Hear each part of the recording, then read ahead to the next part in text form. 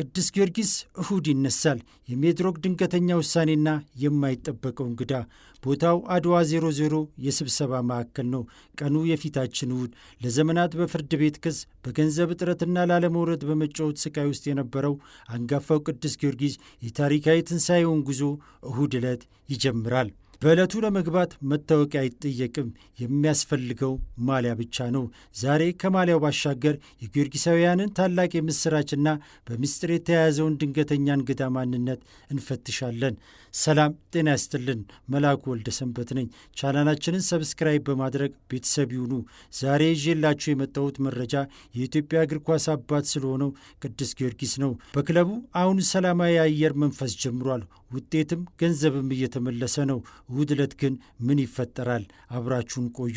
እንደሚታወቀው ክለቡ በቅርቡ ያካሄደው ምርጫ በአባላቱ ተቃውሞ ውድቅ መደረጉን ተከትሎ በአሁኑ ሰዓት ክለቡ በጠቅላላ ጉባኤ የተመረጠ ሕጋዊ መሪ የለውም።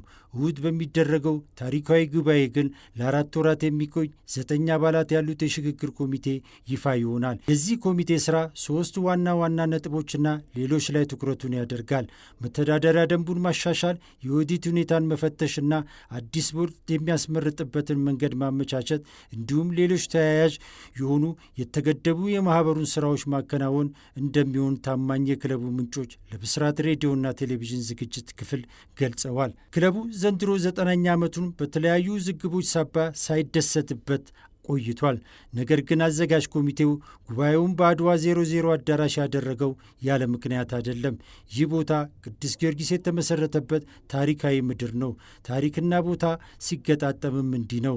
እነ ጆርጅ ዱካስ፣ ተስፋዬ አትናሽና ጓደኞቻቸው የዛሬ 90 ዓመት ፈረሰኛውን በዚህ ስፍራ ሲመሰርቱ የዛሬው አድዋ 00 የመሰብሰቢያ ማዕከል ሳይሆን የእግር ኳስ ሜዳ ነበር።